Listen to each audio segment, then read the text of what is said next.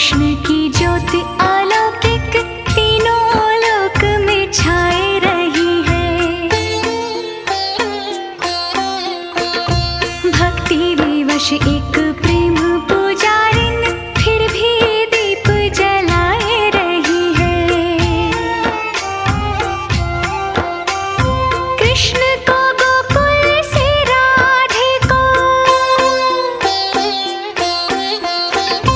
कृष्ण को गोकुल से राधे को बरसाने से बुलाए रही है। तो जय नित्यानंद, नमः शिवाय। तो रविदास जी की वाणी में हम आगे बढ़ते हुए जो है सत्संग को समझते हुए जीवन में उतारने के लिए तैयारी कर। तो एकदम शांत होकर सुने। कहते हैं, पहले वो बता रहे हैं कि मैंने एक छोटे कुल में जन्म लिया है, पर मैंने प्रभु परमात्मा की शरण प्राप्त कर ली है और इस प्रकार मैंने अपना जीवन सफल कर लिया। वाणी में कह रहा है, जो दिन आवे सो दिन जाही, करना कूच रहन थिर नाही, संग चलत है हम भी चलना, दूर गवन सिर ऊपर मरना। किया तू सोइया जाग आना, या ना मतलब अज्ञानी मूर्ख, ठीक है ना। किया तू सोइया जाग आना, ते जीवन जग सच कर जाना, जिन जीव दिया सो रिजक अंबरावे, सब घट भीतर हाथ चलावे, कर बंदगी छोड़ में मेरा, हृदय नाम समार सवेरा। मैं और मेरा छोड़ो और हृदय में उस नाम को संभालो। जन्म सिरानो पंथ न सवारा, सांझ परी दह दिस अंधियारा। जैसे ही शाम हो जाती है अंधियारा छा जाता है। दह दिस मतलब दसों दिशाओं। कह रविदास निदान दीवाने, चेतस नाही दुनिया फन खाने। आगे वाणी में बताते हैं इस स्पष्टीकरण में कि जो दिन आते हैं वो बीत जाते हैं।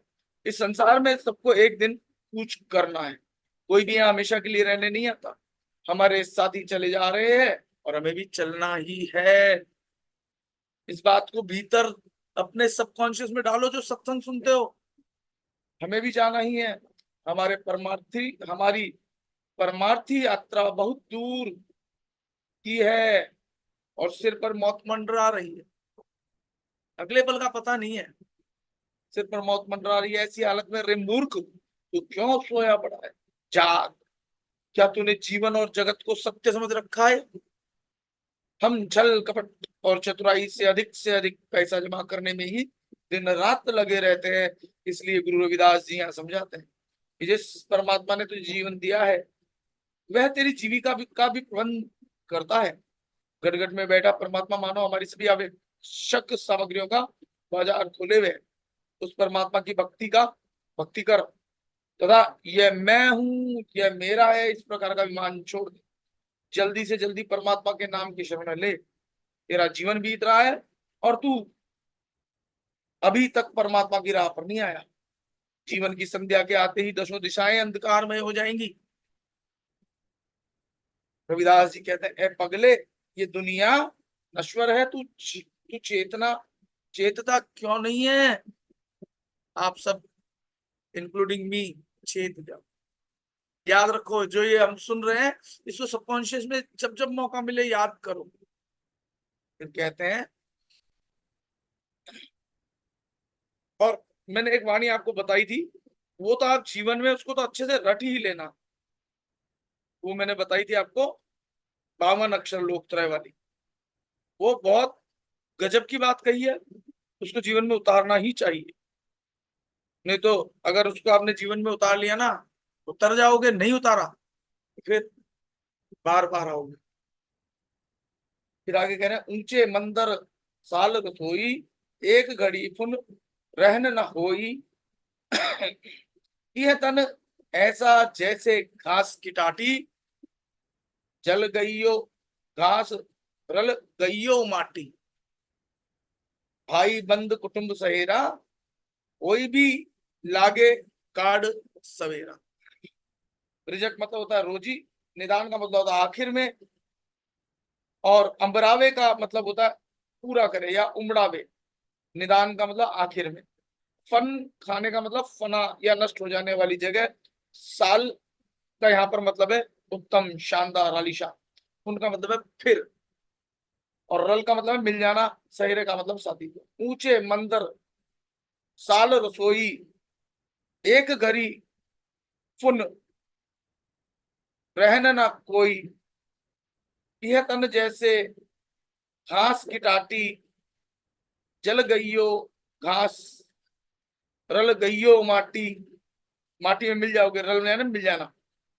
भाई बंद कुटुंब सहेरा, कुटुंब सहेरा मतलब साथी, कुटुंब साथी। कोई भी लागे काड़ सवेरा, घर की नार उरह तन लागी,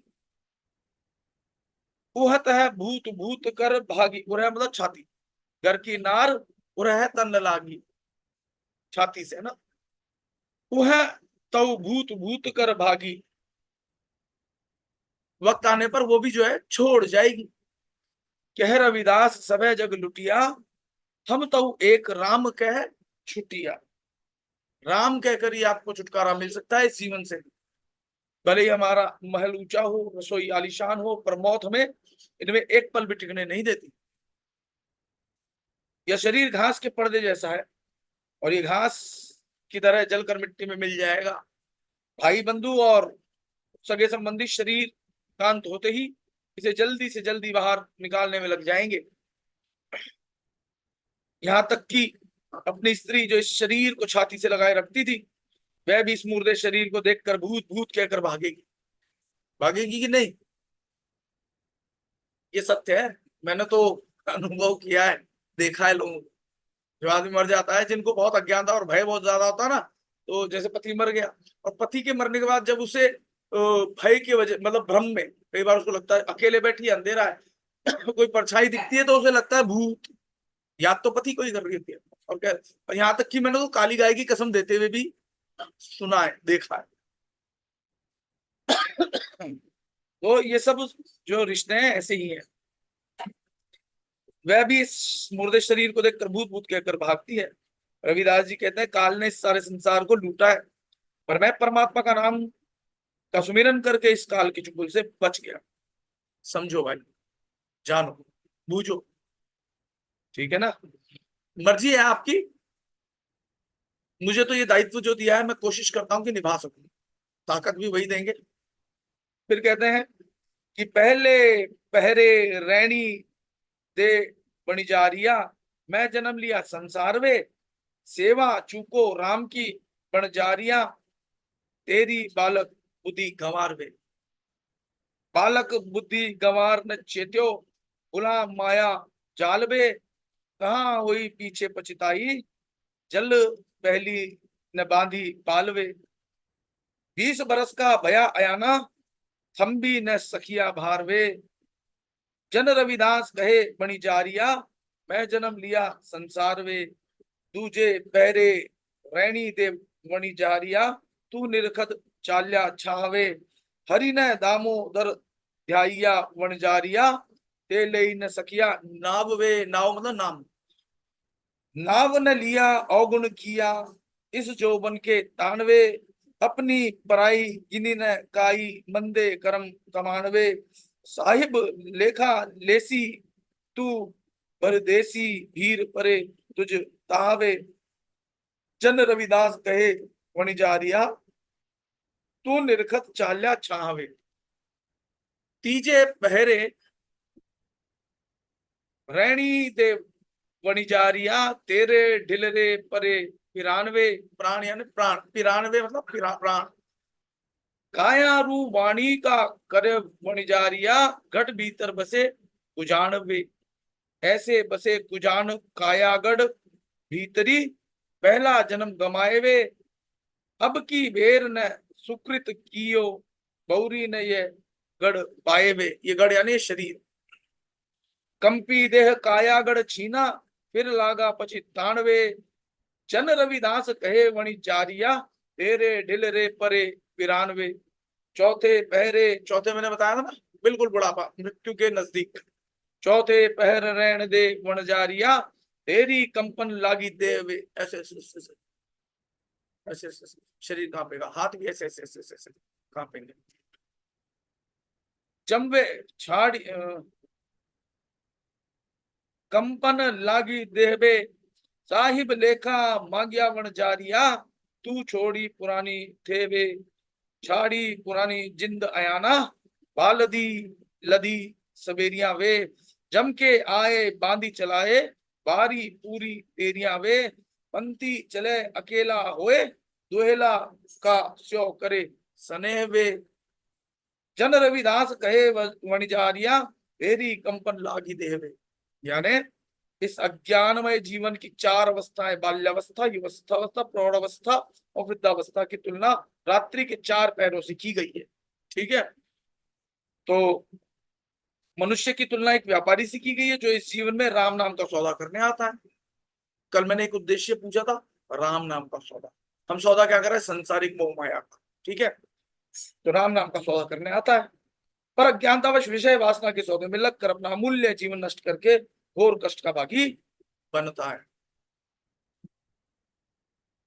हे बंजारे, रात्रि के पहले पहर में तूने इस संसार में जन्म लिया। तेरे बचपन की बुद्धि नादानी की थी, पर तूने परमात्मा की सेवा में चूक की। बचपन की नादान बुद्धि का अंत तुझे होश नहीं आया और तुम माया के जाल में भूला रहा। जैसे ही भवसागर के जल में तेरे जीवन की नाव आई, यानी बीच में बचपन में थोड़ा सा आसानी होती है, माता पिता होते हैं, सहायता करते हैं,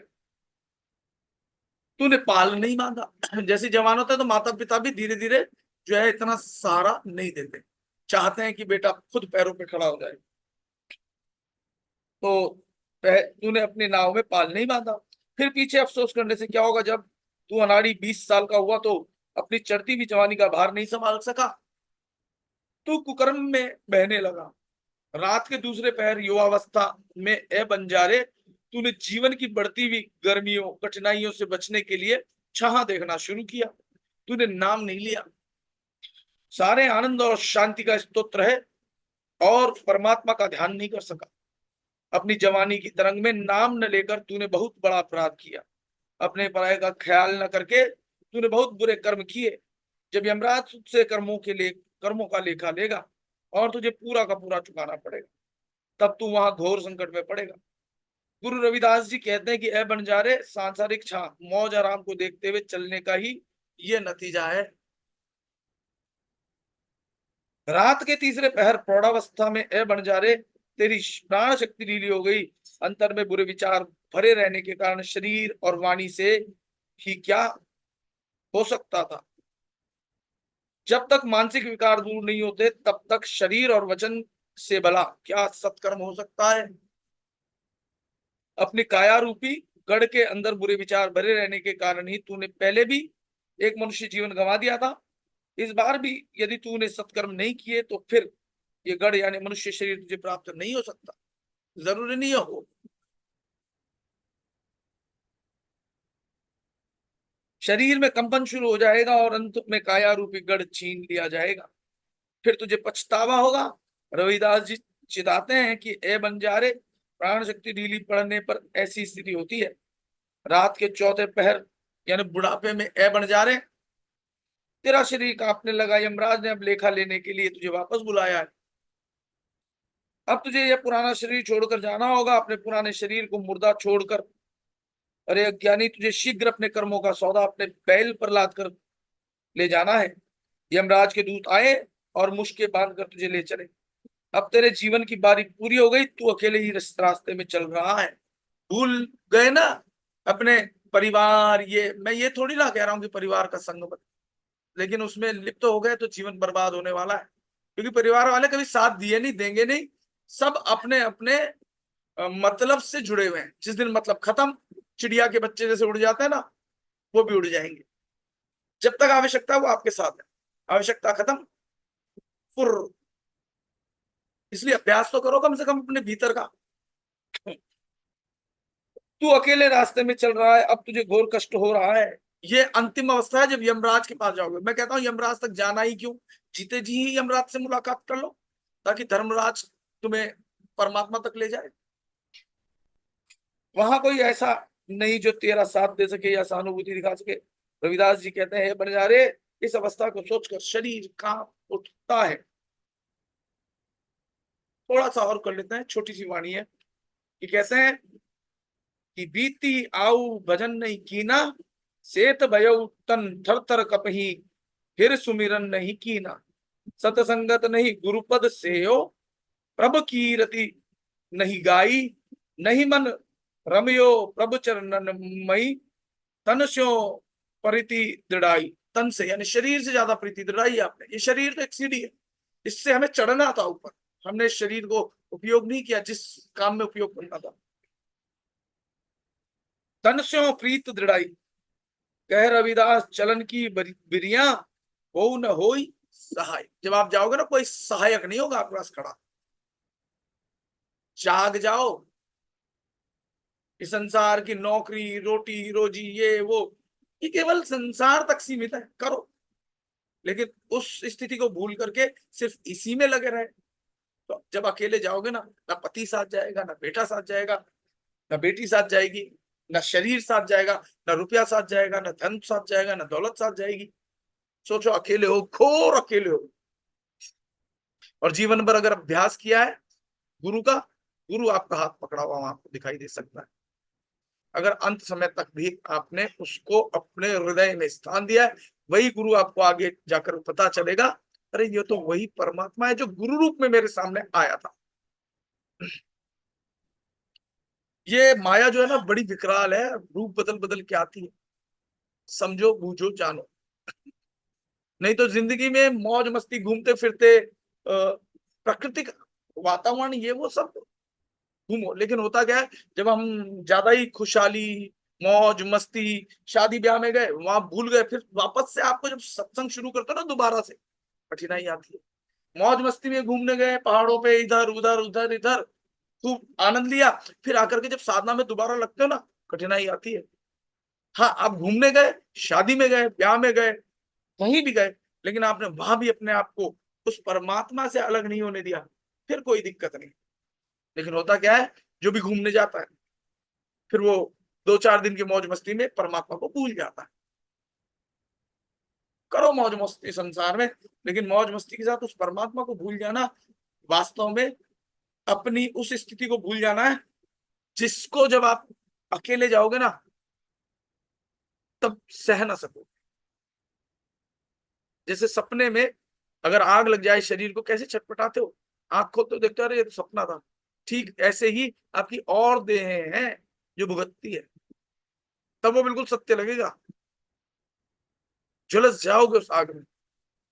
परमात्मा से अलग मत हो, साधना करो, रोज साधना करो।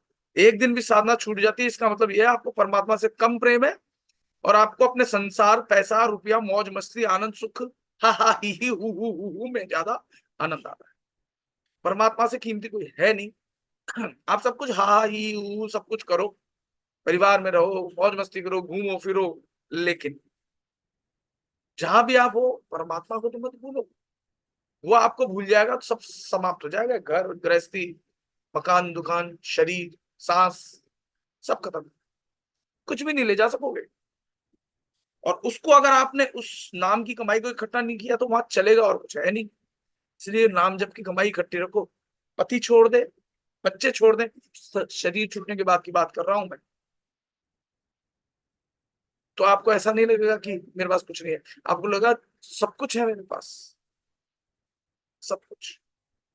इसलिए यहाँ माया में रहते हुए माया से परे रहो, माया में रहो, लेकिन भीतर से उससे डिस्कनेक्टेड। बाहर से लगे कि हाँ, जो नाटक है ना, नाटक को कहते हैं हम प्ले, नाटक को प्ले कहते हैं ना। हम जाते हैं प्ले देखने नहीं जाते, नाटक रंगमंच पर, तो प्ले को ही लीला कहा जाता है। भगवान जो है नाटक करने आते हैं, भगवान कृष्ण जो अवतार लेके आए, राम जी अवतार लेकर के आए, वो नाटक यानी प्ले करने आते हैं, लीला कहते हैं उसको। लीला क्या कहते हैं? लीला। देखो, नाटक में कोई मर जाए तो आपको दुख थोड़ी ना होता, आपको पता है ये तो नाटक है। पिक्चर में अमिताभ बच्चन के गोली लग गई, मर गया, तो आपको बता रहे वो मरा नहीं, वो तो जिंदा है, वो तो पिक्चर में मरा है, तो दुखी थोड़ा ना होते हो आप। जब आपको पता चल जाएगा जीवन वास्तव में एक लीला, प्ले है, नाटक है, तब दर्द नहीं होगा। जब इसको सत्य मान लेते हो, झूठ को सत्य मान लेते हो, तो दुख होता है। सत्य को जान लेते हो तो दर्द किस बात का। चलो बहुत अच्छे, तो आज के लिए इतना ही सत्संग सुबह के लिए, शाम को फिर और करेंगे। अब जैसे मुझे बड़ा दुख होता है, जैसे कमलाबेन बहुत अच्छी साधक है लेकिन नहीं आ पाती है, तो काल का जाल जो है ना वो रोक देता है। शीलाबेन अच्छी साधक है लेकिन अभी दिख नहीं रहे, लेकिन है। तो रेगुलरिटी जरूरी है। बहुत सारे लोग हैं जो होते नहीं है, तो कहीं ना कहीं काल आपके सामने परिस्थितियां ऐसी पैदा करता है कि आप साधना नहीं कर पाते। संसार के काम जो आज आप कर रहे हो ना, जिनके लिए कर रहे हो वो आपका साथ देने वाले नहीं है। लेकिन इसका मतलब ये नहीं कह रहा हूं, फिर समझना, कि आप संसार में सबको छोड़ के संन्यास घर छोड़ के चले जाओ, ये नहीं कह रहा हूं मैं। सबकी सेवा करो, सब कुछ करो, लेकिन भीतर से अपने परमात्मा से कनेक्ट हो। वो आपकी मृत्यु के बाद अकेला नहीं छोड़ेगा, अभी भी नहीं छोड़ रखा, वरना मृत्यु के बाद आप बिल्कुल अकेले रह जाओगे, बिल्कुल अकेले। ठीक है, और मैं डरा भी नहीं रहा हूं। सच्चाई बताना अगर डराना है तो फिर कुछ नहीं हो सकता। हाँ, डराना तो ये होता कि अगर आपने शनि देव पे, आप पे शनि चढ़ा हुआ है, ये नहीं किया वो नहीं किया तो ऐसा हो जाएगा। मैं ये थोड़ी ना कह रहा हूं आपका बुद्ध कमजोर है, आपका ये कमजोर है, ये उपाय करो, मैं ऐसा कुछ नहीं बता रहा हूं। मैं तो केवल एक ही उपाय बता रहा हूं, जैसे जीवन के सब एक साधे सब सदे, परमात्मा का ध्यान करो, भीतर है वो, बाहर नहीं है। चलो गहरी शांति। मैं रिकॉर्डिंग रोक रहा हूँ।